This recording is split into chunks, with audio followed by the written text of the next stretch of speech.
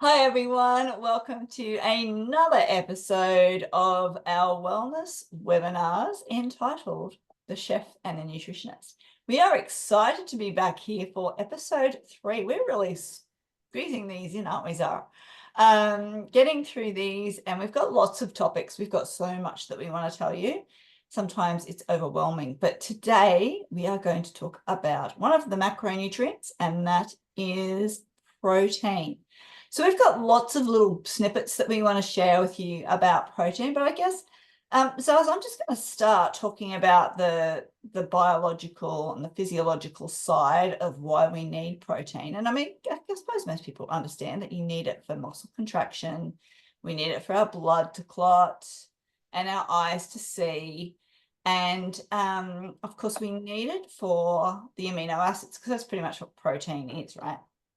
And getting those 9 essential amino acids, and essential meaning the body can't make it, so we actually have to consume it, which is really, really important, because we need it to do lots of things in our body, lots of metabolic functions. So making sure that we are getting enough protein in is really, really important. And I think probably the other thing is I just want to touch on the physiological side is just the digestion. So we've got the pepsin in the stomach, which helps to break down that protein.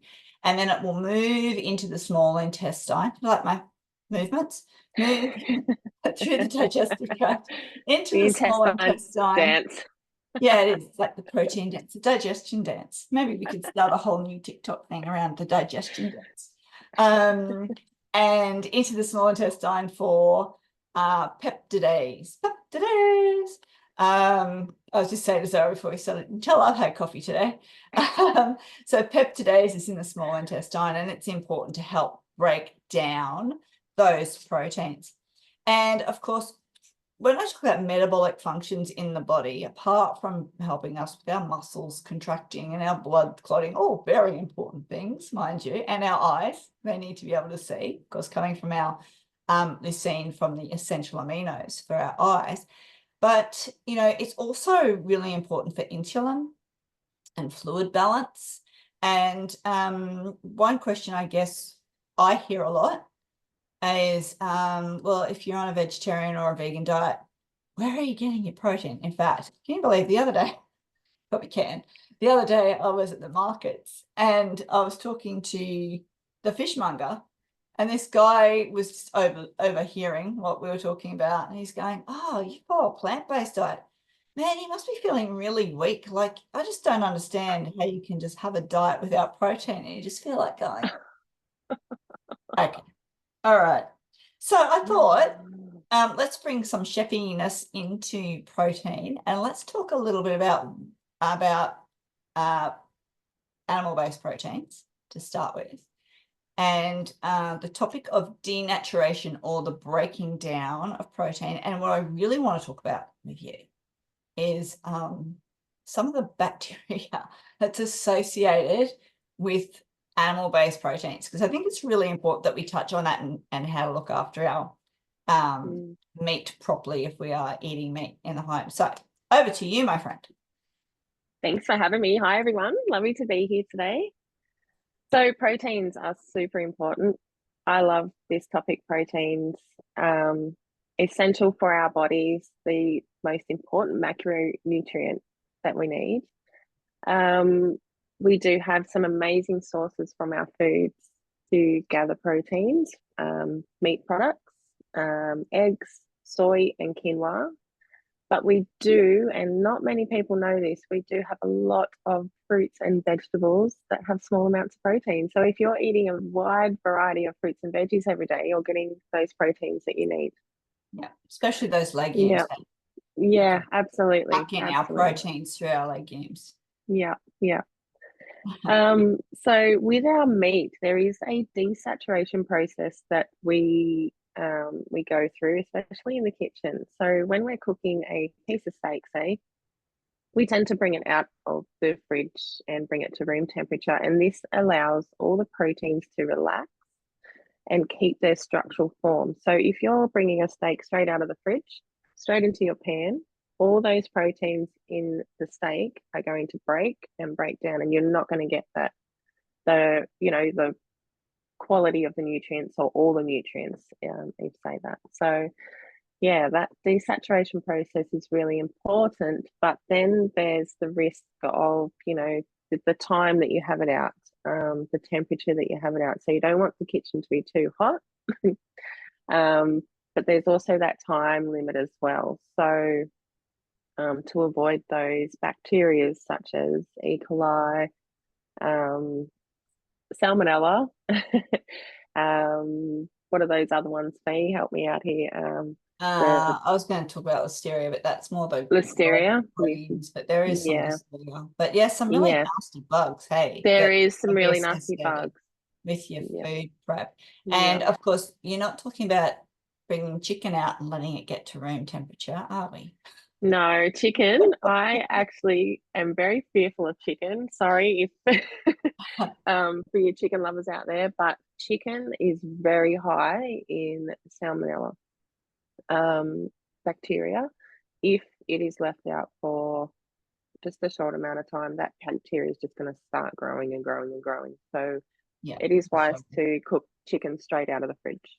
Yeah, Yeah, 100%, yeah. because yeah, that doesn't need that denaturation process. It No, just it does needs not. to be, yeah, going. And then of course the whole cooling thing, right? We don't want to leave chicken just sitting out on the bench or cooling out. So like even like I look at people as I do in the supermarket, I look in their trolleys. Oh, what do you got in your trolley?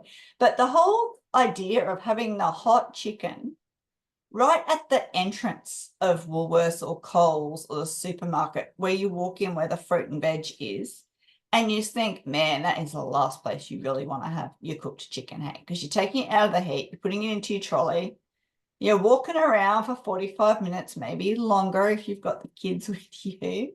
Then you're going through the checkout, then you're going to the car, then you're going home, then it's unpacking, and I just think, man, that could be out of yeah, they scare me. They scare me too. I've got to say, I haven't eaten poultry for quite some time. And it was on the back of a yeah, bout of food poisoning. Sorry Yeah, for all those listeners who love chicken. yep. But like you just gotta be careful. You do. And I'm so confused with the supermarkets because the entry is in the produce section where all our fresh food is. It Yeah. should be at the other end. We should be getting all our dry stuff first and all our fresh food at the end because we're only supposed to keep that food out of the fridge for half an hour Yeah, until I it know. starts spoiling, right? Exactly. So even All like the these, whole if you shop like I do around the outside. yeah, I I do as always think well. of that song, go around the outside, around the outside. I'm very rarely you'll find me lurking in an aisle. But it's and people's shopping, gosh, we've really gotten off topic here, but I know. people's shopping behavior is interesting. It's like a lot of people will do the whole up and down and up and They down and do. maybe Crazy.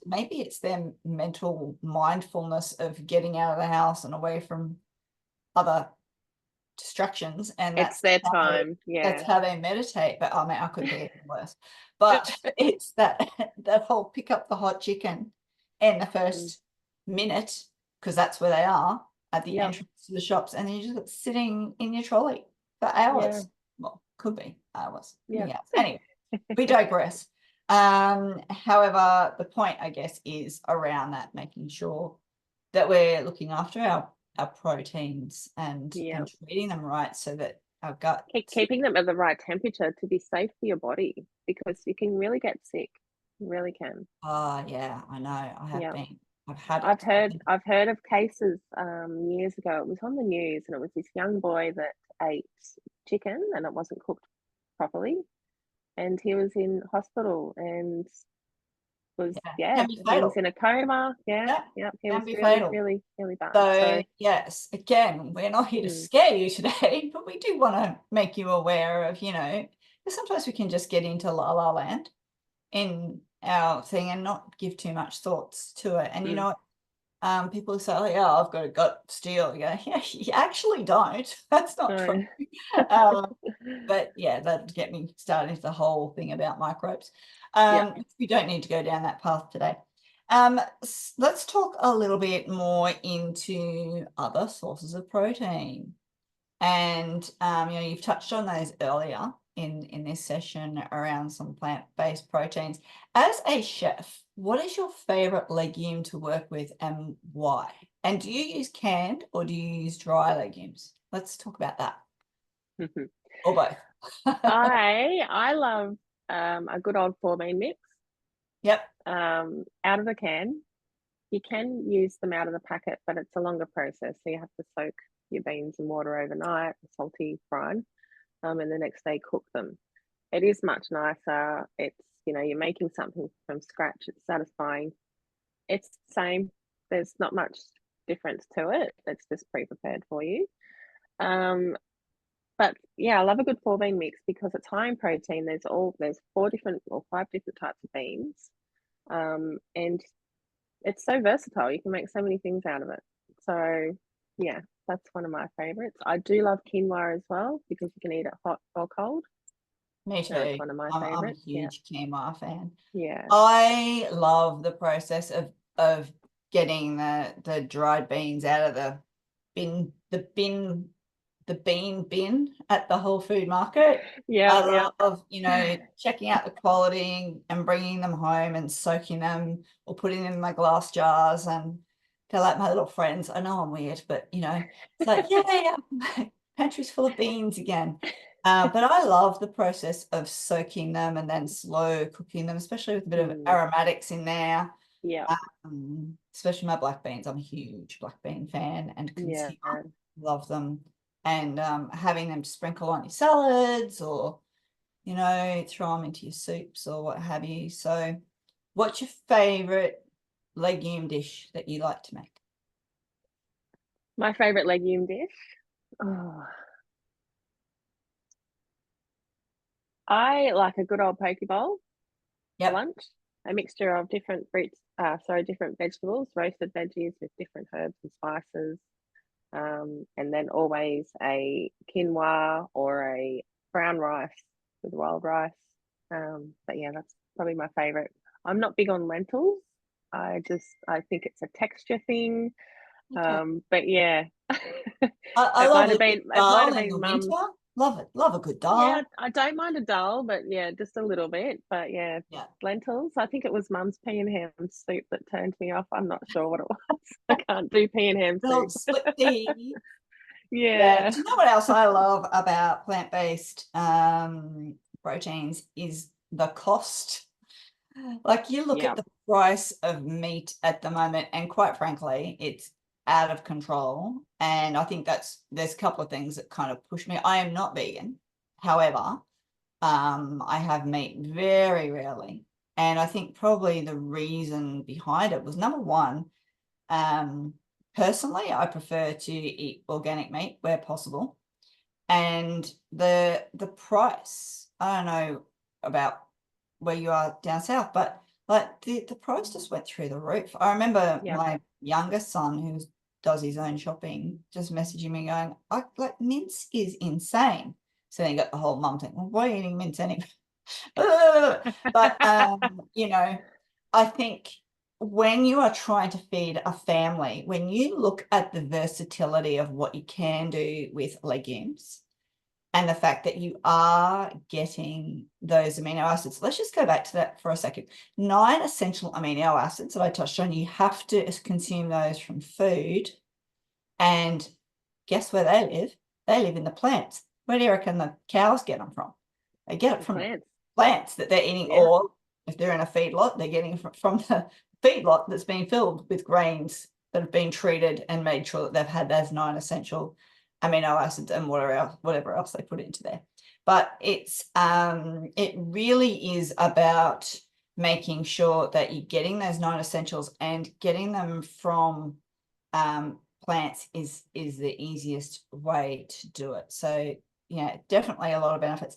Here's some other fun facts around what plant proteins will do for you that meat won't. Number one, plant protein sources will improve circulation. They'll reduce inflammation, lower oxidative stress, promote a healthy gut microbiome, my favorite subject ever, enhance glycogen stores, and support leaner body weight. Now, let's compare that. Again, we're not here to bag out the meat industry. However, it's really, really important that you kind of understand that, number one, you can get the protein you need from plants. You can make it tasty. It can be more cost effective, and it's actually better for you. Because when we're putting meat into our body and animal sources of protein, it's not just protein. You're also getting the saturated fats. And, you know, when you're doing the plants, you're also getting the benefits of fiber. If you haven't watched our amazing episode around gut health, which was episode 2, definitely tune in for that one, because you can't get fiber from an animal. So there's so many benefits to plant-based proteins. And even if you just started with maybe a meat-free Monday, give that a go. And if people say, oh no, the kids won't eat it. Well, I know that Zara could make 7,000 amazing recipes with legumes that the kids would eat. I'm sure, like the patties that you made the other week on one of our cooking demos. And I love a good black bean patty. Yeah. I even love black bean brownies. Oh yes, I've actually tried that black bean and sweet potato. Yeah. How Yeah. good. Yeah. Yeah. Fiber-fueled, protein-fueled brownies Yeah. that still taste amazing and look brown. They look like they're supposed to look, but of course they're not just laden with all this, and they'll serve your microbiome, not just and protein brownies. So there's lots to be said for legumes. I think that I have said everything that I want to talk about in relation to protein. Do you have any closing words that you want to talk about? Just maybe some plant-based ideas on where you can get your protein from. So I've just jotted down a few here. Vegetables, you can get them from your leafy greens, so Brussels sprouts, all your lettuces, cabbage, broccoli. You can also get them from green beans and sweet corn and asparagus. Asparagus is super high in protein, actually. And also our fruits, avocado, guava, jackfruit, pomegranates, apricots, raspberries, blueberries, and also coconut oil. Coconut oil has a good amount of protein in it as well.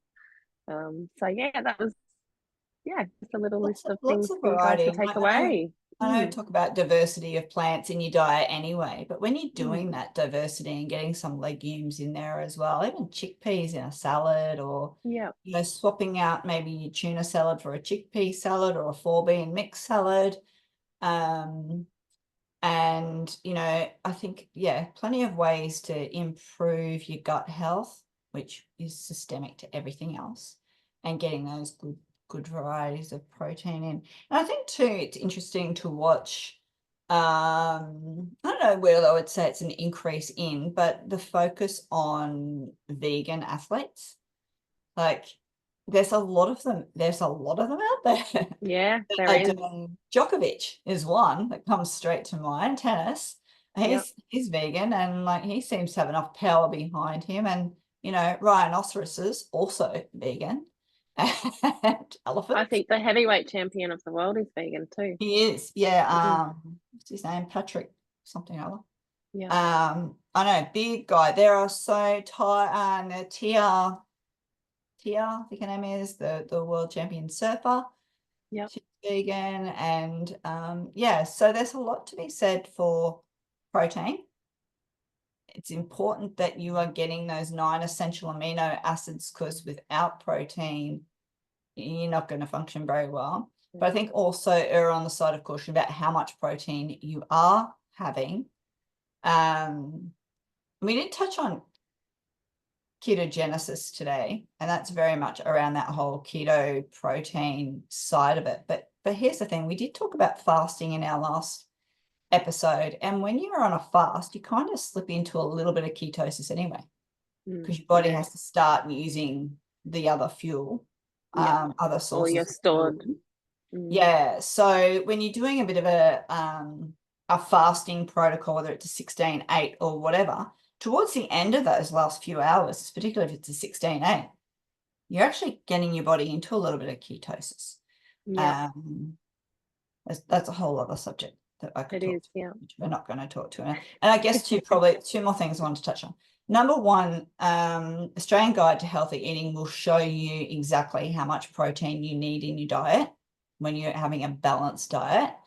I think, interestingly, you should really be aware of our teenagers, particularly our teenage boys, have a spike in requirement for protein, and I'm not talking about Macca's. And also our older pops. So over 65, 70, a few things happen. Atrophy, muscles, if they're not moving as much. And they actually need the protein to help offset hormonal changes as well as stay strong. And I know we don't really talk into a lot of Juice Plus products on this particular series. However, our Perform. Do you love Perform? I love it. I love I Perform, love Perform. especially after a workout. Yeah, I love Perform too. And I love the fact that it's 25 grams of protein per serve. And when you compare that to like a 100-gram steak, it's pretty much about the same, right? Yep. It really is. So people think of a 100-gram steak of, oh, wow, I've just got all that protein. Well, no, it's not all protein. It's not solid protein. There, it's made up of a number of different aspects, including, the fat and the sodium, what have you. But I think, putting that into perspective of where can you get your protein sources from, adding your serve of Perform per day is a great way to make sure you're topping up and making sure you're getting that right amount of protein. I've changed my Perform intake to evenings. I stick that 16-8. My main meal is breakfast, which is like at 11, and then like that 3:30 kind of, lighter but still protein fueled, fiber fueled late lunch. Yeah. And I work from home, so it's easy for me to manipulate the kitchen. Yeah, I'm the same. Yep. And then I'm just having like a Perform shake with a bit of hemp seeds and water and some veggies. I just throw it all in there, and that's so yummy. Yeah, it's super yummy. Or I suppose you could even do Perform with some Greek yogurt or something like that, which is also high in protein. But yeah, there's plenty of ways to get your protein in. You just have to think outside the box, and don't dodge the legumes. Don't dodge the plant-based proteins, because they have so much more benefits than just the protein. Yeah. Here's a question, just one last question. Can you have too much protein, please? Oh, hell yeah. Yeah. Yeah, you can always have too much of anything, and your body won't know what to do with it. In Does fact, it store it? in my experience, overdosing on protein causes some major digestive issues, whether it's constipation or a lot of wind, because there's no short chain fatty acids to help break down. And so you get, constipation, all sorts of interesting digestive issues. So that's why we need a balance of everything. You do need a balance of everything, and our body does need to have satiety from our plants and carbs, and we should definitely do the next one on carbs. Oh, that's gonna be a long episode.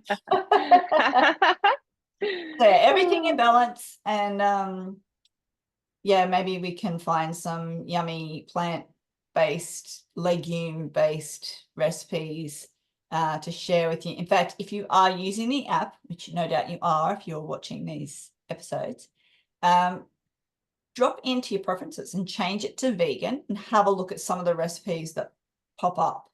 My advice would be look at the ones that are not using plant-based meats, but look at the ones that are using legumes, because plant-based meats are a whole different story. Highly processed. All right, Zaz, thank you so much. Always a pleasure to have you on. I love our little a series that we are creating, and hopefully others are enjoying them as much as we like producing them. So Same here, Fee. Thanks for having me. It's been great. till next episode, we'll see you then. See you next time. Bye.